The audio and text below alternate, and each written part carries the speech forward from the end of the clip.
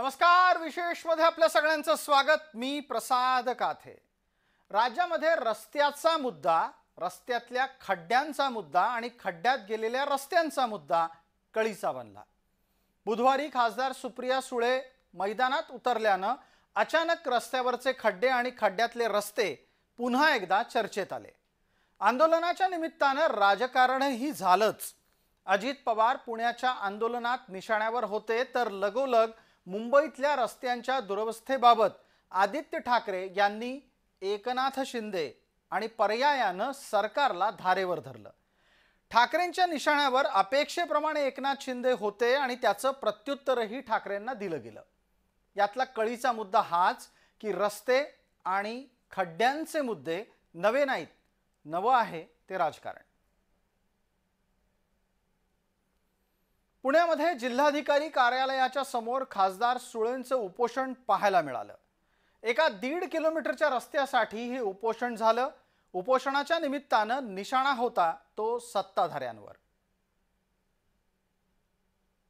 ताई, जवळपास 3 तास होत आले, तुम्ही भर उन्हामध्ये बसलेले आहेत, कार्यकर्ते बसलेले आहेत, प्रशासन दाद देत नाहीये. ठीक आहे ना, आम्ही महात्मा गांधी आणि त्यांचा सत्याग्रह हा आम्ही जवळून पाहिलाय. विनोबाजींची आणि महात्मा गांधींची मी भक्त आहे. त्यांनी संघर्ष केला आणि शिवभक्तांसाठी मला आंदोलन किती वेळ करावं लागलं तरी, कारण का बनेश्वर मंदिर हे आमच्या श्रद्धेचं स्थान आहे. स्थानिक भोर, वेल्ला, मुळशी या सगळ्या, सातारा, कोल्हापूर या सगळ्या भागातले सगळे शिवभक्त तिथे येतात आणि ह्या शिवभक्तांसाठी तास काय किती दिवस इथे बसायला लागलं तरी मी आमच्या भक्तासाठी आमच्या श्रद्धास्थान बनेश्वर, आमचे शिवा, आमच्या ह्या सगळ्या भागामध्ये ही सगळी भूमी छत्रपतींच्या पदस्पर्शाने पावन झालेली ही भूमी आहे. त्याच्यामुळे ह्या पावन भूमीसाठी, आमच्या बनेश्वर महाराज मंदिरासाठी आम्ही सगळे शिवभक्त किती वेळ लागला तरी शांततेच्या मार्गाने आम्ही बसून राहू. तुम्ही 5 टर्मचे खासदार आहात, इतकं लोकप्रतिनिधी आहात, अशा प्रकारे जर लोकप्रतिनिधीला ट्रीटमेंट मिळत असेल तर सर्वसामान्यांना कधी हे भेटायला येतील, त्यांचे कधी का? हा प्रश्न मला विचारायच्या ऐवजी सरकारला विचारा. पण आलं पाहिजे, प्रशासना दबाव आहे कोणावर ते मला माहिती नाही. दबाव आहे. राज्याचे मुख्यमंत्री आणि उपमुख्यमंत्र्यांनी सकाळपासून या जिल्ह्याचे कलेक्टर जितेंद्र गोडींना धमकी देऊन ठेवलेली आहे. जर ते सुप्रियाताई सुळेंना भेटायला आले तर त्यांची आज संध्याकाळपर्यंत बदली होऊ शकते, असा आमचा त्यांच्यावर थेट आरोप आहे. मान्य का कलेक्टर सकाळी 9:15 इथून या गेटमधून आतमध्ये गेलेत. सकाळी 9:10 वाजल्यापासून 9:45 मागचे 3 तास सुप्रियाताई इथं उपोषणाला बसल्यात. हे सरकार एक खोटं हिंदुत्ववादी सरकार आहे. कॅमेरा पर्सन दीप मिश्रासह रोहन कदम, जय महाराष्ट्र न्यूज, पुणे. खासदार सुळे यांचं आंदोलन भोर तालुक्यातल्या श्री क्षेत्र बनेश्वर इथल्या बनेश्वर फाटा ते वनविभाग कमान या देवस्थानाकडे जाणाऱ्या रस्त्यासाठी होतं. 1.5 किलोमीटरच्या या रस्त्याची प्रचंड दुरवस्था झाली आहे आणि त्याचं कॉन्क्रिटीकरण करावं अशी मागणी गेल्या अनेक कालावधीपासून आहे. सातत्यानं पाठपुरावा होऊनही या रस्त्याचं काम झालेलं नाही. या विरोधात खासदार सुप्रिया सुळे यांनी पुण्याच्या जिल्हाधिकारी कार्यालयाच्या बाहेर भूमिका घेतली.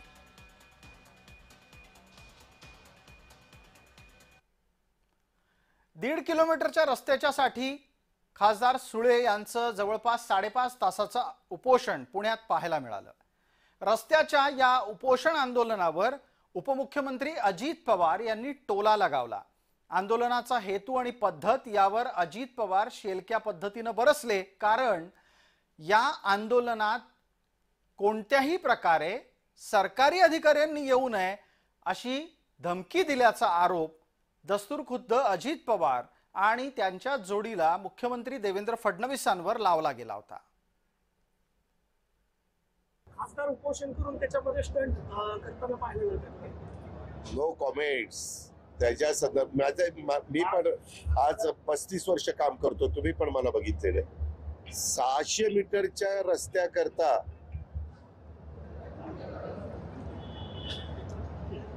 आता ह्याला 5 कोटी असतो आमदार निधी, खासदारांना पण 5 कोटी खासदार निधी असतो. म्हणजे जर करायचं म्हटलं तर कशातनंही करता येऊ शकतो. एखाद्या व्यक्तीला, आमदारांना किंवा खासदारांना किंवा लोकप्रतिनिधींना नाही ते करूनच पाहिजे, तर ते त्यांच्या खासदार निधीतनं, आमदार निधीतनं 1 मिनिटात सांगू शकतात या रस्त्याला किती पैसे लागतात, 25, 30, 50 काय लाख. ते करा आणि रस्त्याचं काम सुरू करा. खासदार निधी असो वा आमदार निधी, अजित पवार म्हणतायत त्याप्रमाणे इच्छाशक्ती असेल तर लोकप्रतिनिधी झटक्यामध्ये प्रश्न सोडवू शकतो. अर्थात उपोषण 5.5 तास चाललं आणि त्यानंतर जिल्हाधिकाऱ्यांनी प्रतिनिधी पाठवून आश्वासन दिल्यावर उपोषण मागे घेण्याची घोषणाही झाली. मी त्यांना 3 दिवस वाढवून देते की अजून 3 दिवस घ्या. एखादे दिवस सुट्टी आली, दिवाळी दसरा काय तुम्हाला प्रशासनाच्या सुट्टी. 14 दिवसामध्ये मान्य 14व्या दिवशी शंभो म्हणा, नारळ फोडा आणि बनेश्वर मंदिराचं काम सुरू करा 14 दिवसात. तर आम्ही 14 दिवस त्यांना द्यायला तयार आहोत. जे प्रशासनाच्या जे बुकलेट आहे त्याच्यामध्ये बसतं, त्याच्यापेक्षा आम्ही 3 दिवस वाढवूनच देतोय. रस्त्याच्या दुरवस्थेची चर्चा पुण्यामध्ये सुरू असताना मुंबईला वगळून कशी काय पूर्ण होणं शक्य आहे? कारण ज्या पद्धतीनं पुण्यातली ही चर्चा सुरू होती त्यात मवियानं मुंबईचाही मुद्दा आणला. ठाकरे गटानं हा मुद्दा मुंबईसाठी गेल्या काही दिवसांपासून सातत्यानं उचलून धरलाय. कारण मुंबईमध्ये रस्त्यांच्या काँक्रिटीकरणाची कामं अनेक ठिकाणी सुरू आहेत. पर्यायानं अनेक रस्ते खोदले आहेत, शहरात धूळ आहे, रस्त्यांवर खड्डे आहेत. 31 मे पर्यंत रस्त्याची कामं पूर्ण झाली पाहिजेत हे स्टँडर्ड असतं. पण गेले 2 वर्ष आपण पाहतोय अनेकदा प्रशासनाकडून हे सगळं सांगितलं जातं पण काही होत नाही. तसंच अजूनही आपल्या मुंबईमध्ये नालेसफाई जशी पाहिजे तशी सुरू झाली आहे का? ज्या महापालिकेच्या आयुक्तांनी किंवा महापालिकांनी ज्या बैठका रेल्वे बरोबर घ्यायला पाहिजेत, MMRD बरोबर घ्यायला पाहिजेत, ते झालेत का? कारण मुंबईवर कोणाचं प्रेम नसलेली लोक ही सत्तेत बसलेली आहेत.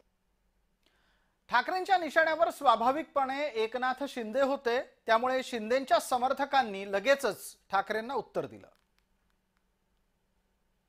त्यांच्या त्या रस्त्याच्या माध्यमातून जी कारवाई करायची होती ती मात्र त्यांनी लगेच केली आणि आज त्याची कामं चालू आहेत. असं कुठलं काम राहिले ते जागी जरा पुन्हा एकदा घरात बसायचं सोडा आणि रस्त्यावर या ना. आणि रस्त्यावरून दाखवा इथे खड्डे आहेत, इथे हे रस्ते चांगले आहेत, असं दाखवा ना. घरात दुसरी किती कामं करणार तुम्ही? जे तुमच्या वडिलांनी केलं तेच तुम्ही करताय. जरा बाळासाहेबांसारखं वागा. त्या माणसांनी आज मराठी माणसाला हिंदू हृदय सम्राटाला म्हणतात, त्याला कारण काय? आज आनंद दिघे साहेबांनी जे काम केलं रस्त्यावर येऊन तसंच काम आमचे deputy commissioner dedicated to common man आमचे एकनाथराव शिंदे साहेब हे करतात. ते त्यांना AC मध्ये त्यांना 2-2 तास 4-4 तास द्यायला वेळ नाही. ते रस्त्यावर 10 तास देतात आहेत आणि त्यांची सवय आहे. त्याच्यामुळे हा जो आरोप आहे याचं मी खंडन करतो आणि त्यांनी आपली सवय बदलावी असं त्यांना मी सूचना करतो. आता रस्त्याच्या नावाखाली होणारं हे राजकारणास्त्र थोड्या वेळासाठी बाजूला ठेवू. कारण आपल्याला जाणून घ्यावं लागेल की रस्ते खड्ड्यात का जातात आणि खड्डे रस्त्यात का उगवतात.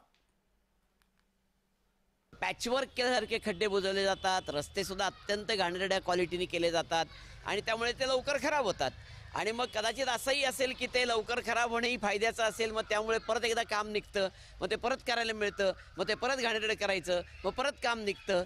हे जे दुष्टचक्र आहे ना हे थांबत नाही. याचं कारण ना कंत्राटदाराला कोणी जबाबदार धरत, ना संबंधित सुपरवायझिंग अधिकाऱ्याला.